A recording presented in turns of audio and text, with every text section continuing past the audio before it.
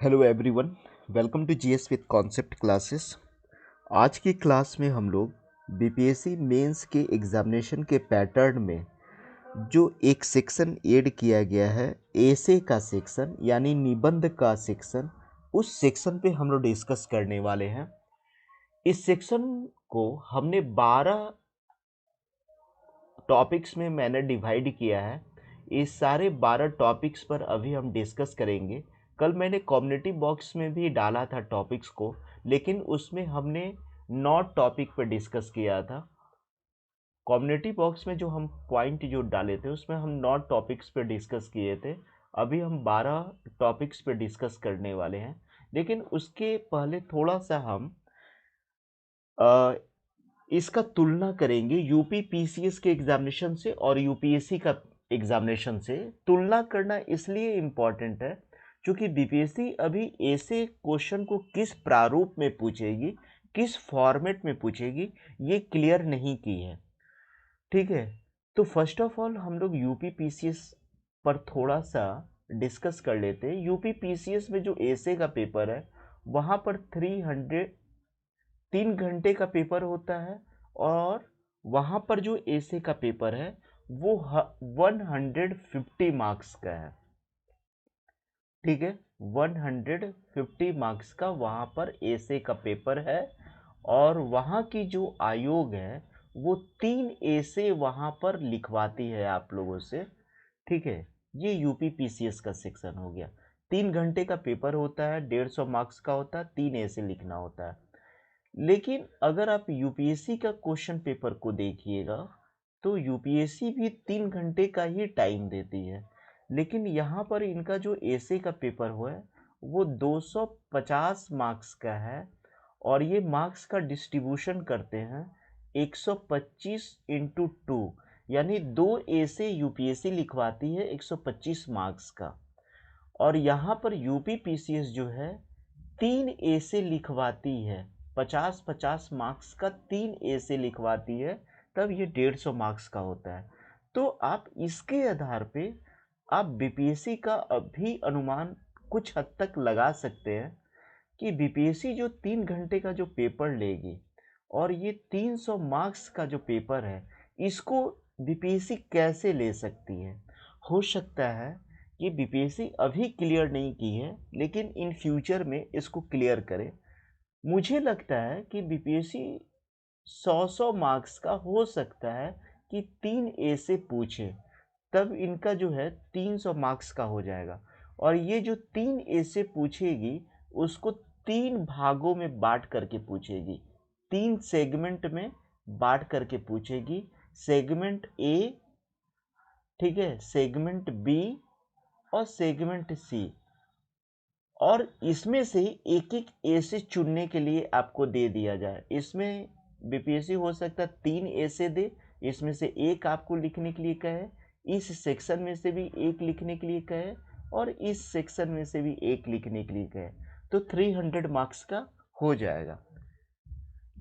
ये तो बात हो गई कंपैरिजन के, विभिन्न आयोगों के बीच जो हम लोग तुलना किए कि क्या प्रारूप हो सकता है। उसके लिए हमने यूपी पीसीएस को भी आधार लिया, उसमें हमने यूपीएससी का भी आधार लिया, उसके आधार पे बीपीएससी का क्या क्वेश्चन का प्रारूप हो सकता है, इस पॉइंट पर डिस्कस किए। निबंध में क्या क्या टॉपिक होंगे उस पॉइंट पर भी डिस्कस करेंगे। लेकिन थोड़ा सा यहाँ पर मैं संक्षिप्त रूप में एक चीज़ मैं कहना चाहूँगा कि बीपीएससी में भी क्वालिफाई करने के लिए जो अभी जो सबसे जो इम्पोर्टेंट रोल प्ले करेगा, मेरी समझ से जो सबसे ज़्यादा इम्पोर्टेंट रोल प्ले करेगा वो एसे वाला सेक्शन इम्पोर्टेंट रोल प्ले करेगा। क्योंकि एसे का सेक्शन जो है अभी सभी के लिए नया है, और इसे थोड़ा सा आत्मसात करना थोड़ा सा टाइम टेकिंग प्रॉब्लम होगा। क्योंकि जैसे ही बीपीएससी पीटी लेगी उसके बाद 90 दिन का टाइम दे रही है, तो उसमें ऐसे के भी सेक्शन को कवर करना थोड़ा सा टफ हो सकता है। लेकिन मेरी भी कोशिश होगी कि मेरा भी कंट्रीब्यूशन रहे ऐसे वाले सेक्शन में आप सभी के लिए। ठीक है, मेरी कोशिश होगी कि मैं बहुत सारे सेगमेंट को मैं कवर करवाऊं। ठीक है,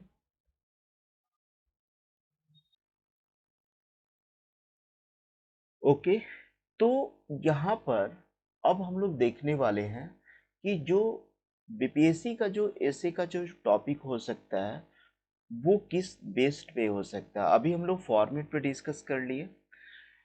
एक चीज मैं बोलूंगा यहाँ पर कि आप देखेंगे कि यूपीएससी में वैसे कैंडिडेट जिनका ऑप्शनल पेपर में थोड़ा बहुत मार्क्स कम आ जाता है, ऑप्शनल पेपर या जीएस सेक्शन में जो 4 जीएस का सेक्शन है वहाँ पे अगर मार्क्स कम आ जाता है तो वो अपना एसे के दम पर भी वो कोई ना कोई पोस्ट को यूपीएससी में ले लेते हैं। मतलब उनका रिजल्ट आ जाता है और उसमें सबसे ज़्यादा जो इम्पोर्टेंट रोल हो जाता है वो एसे सेक्शन का हो जाता है, क्योंकि एसे में मार्क्स उठाना थोड़ा सा इजी है, आप उठा सकते हैं प्रैक्टिस प्रैक्टिस करके। लेकिन एक बात इम्पॉर्टेंट है कि जो हम लोग जीएस का पेपर जो आपसे भी लिखते हैं, जीएस का क्वेश्चन पेपर लिखने का तरीका और ऐसे लिखने का तरीका में डिफरेंस होता है। ऐसे ऐसे का जो हम लोग प्रैक्टिस करेंगे उसमें हम लोग सारे डायमेंशन में बात करेंगे। ऐसे का मतलब ही होता है कि आप किसी भी टॉपिक का 360 डिग्री डायमेंशन को पकड़िए, मतलब किसी एक डायमेंशन में आप ऐसे को डिस्क्राइब नहीं कर सकते हैं, आपको सारे डायमेंशन को कवर करना पड़ेगा। लेकिन जीएस का पेपर क्या होता है कि जिस सेक्शन में जिस डायमेंशन में आपका क्वेश्चन पूछा जाए उसी डायमेंशन में आप आंसर देते हैं। लेकिन ऐसे के साथ ये रूल लागू नहीं होता है। मेरे कहने का मतलब केवल यही है कि ऐसे वाला सेक्शन को थोड़ा सा लाइटली नहीं लेना है, ठीक है। ऐसे आपके रिजल्ट को बहुत ज़्यादा प्रभावित करेगा बीपीएससी में, और ऐसे लिखने पर प्रैक्टिस भरपूर करना है, ठीक है। जितना करेंगे उतना आप जो है रिजल्ट के करीब जाएंगे न्यू पैटर्न के अकॉर्डिंग। और एक बात मैं रिकॉल करवा रहा हूँ कि मेरे द्वारा जरूर कंट्रीब्यूशन ऐसे वाले सेक्शन में मिलेगा आप लोगों को। देखिए ऐसे क्या क्या हो सकते हैं। ऐसे आपका जो है साहित्यिक ऐसे भी हो सकते हैं, लिटरेचर के आधार पे भी हो सकते हैं। दूसरा जो ऐसे हो सकता है सामाजिक एवं सांस्कृतिक निबंध, सोशल एंड कल्चरल ऐसे हो सकता है। तीसरा राजनीतिक निबंध हो सकता है, पॉलिटिकल ऐसे हो सकता है। चौथे नंबर में क्या हो सकता है, व्यक्तित्व तो आधारित निबंध हो सकता है, जिसमें बहुत सारे थिंकर को इंक्लूड किया जा सकता है, गांधी, नेहरू, टैगोर, इन सारे व्यक्तित्व को, जो भी अच्छी पर्सनालिटी है, विवेकानंद, कार्ल मार्क्स, रूसो, इन सारे व्यक्तित्व पे पढ़ा जा सकता है। फिर उसके पश्चात दर्शन के आधार पे निबंध पढ़ा जा सकता है ना। इसमें बहुत सारे दर्शन को इंक्लूड किया जा सकता है। हिंदू दर्शन में कौन कौन है, बौद्ध दर्शन, जैन दर्शन, ठीक है। उसके पश्चात दर्शन का और भी पार्ट हो जाता है। वेस्टर्न जब फिलॉसफी में जाएंगे तो वेस्टर्न फिलॉसफी में भी बहुत सारे दर्शन हैं। तो इसके दो पार्ट हो जाएंगे, एक इंडियन फिलॉसफर पर जो बेस्ड होगा, इंडियन पर, और एक जो इसमें पार्ट हो जाता है वेस्टर्न फिलॉसफर, ठीक है। तो इसके दो सेक्शन हो जाते हैं। ये वाला भी सेक्शन काफी ज्यादा इंपॉर्टेंट है, प्रशासन एवं नैतिक मूल्यों पर आधारित निबंध, ठीक है। उसके पश्चात जो है अर्थव्यवस्था एवं इसके आयाम पर निबंध हो सकते हैं, और ये यूपीपीसीएस में इसका सेगमेंट भी दिया हुआ है, साइंस और टेक्नोलॉजी और इसके अनुप्रयोग पर आधारित निबंध भी हो सकते हैं। भौगोलिक एवं क्षेत्रीयता पर आधारित निबंध हो सकते हैं, यानी जोग्राफिकल ऐसे भी हो सकते हैं, ठीक है। जियो पॉलिटिक्स वगैरह पे आधारित, भू राजनीति पर आधारित, जियो पॉलिटिक्स पर, ठीक है। उसके पश्चात जो है पर्यावरण एवं पारिस्थितिकी पर आधारित निबंध हो सकते हैं, इन्वायरमेंट एंड इकोलॉजी सेक्शन पर, ठीक है। उसके पश्चात क्या हो सकता है, आपदा प्रबंधन पे आधारित, भूकंप आ गया, ठीक है, ज्वालामुखी आ गया, बाढ़ आ गया, सुखाड़ आ गया, इन सारे जितने भी डिजास्टर होते हैं, जितने भी आपदा होते हैं, उन सारे आपदा के प्रबंधन पे निबंध हो सकते हैं। और 12 नंबर पे राष्ट्रीय विकास कार्यक्रम परियोजनाओं पे आधारित निबंध हो सकते हैं। National development program project based निबंध हो सकते हैं। तो अगर कोई स्टूडेंट अगर इस 12 सेक्शन पे अगर अपनी कमांड बना लेता है तो मुझे नहीं लगता है कि बीपीएससी इससे बाहर जाएगी। और एक चीज मैं बोलूंगा कि बीपीएससी का जो एसे का जो लेवल होगा वो डेफिनेटली यूपीएससी के लेवल से इजी होगा।